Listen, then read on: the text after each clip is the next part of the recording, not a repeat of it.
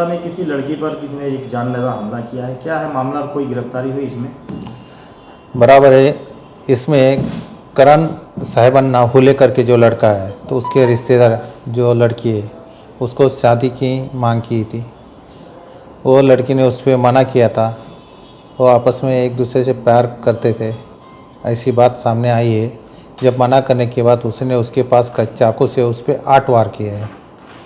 इस मामले में कोई आरोपी अभी पकड़ा गया और मामला मामला इस 8 वार किया है। उसके लिए मुमरा पुलिस स्टेशन में उसके पिताजी सीमंत हुले ने कंप्लेंट दर्ज की है।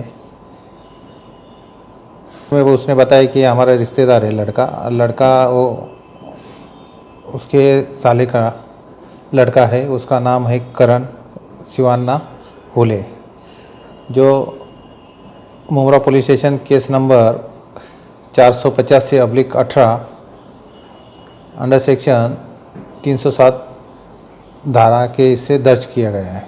लड़की की क्या पोजीशन है?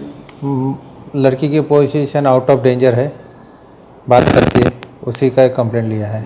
आरोपी सर अभी पुलिस के आरोपी की जांच चालू है। हमने 2 टीम अलग अलग जगह भेजा है। जल्द से जल्द उसको कस्टडी में ले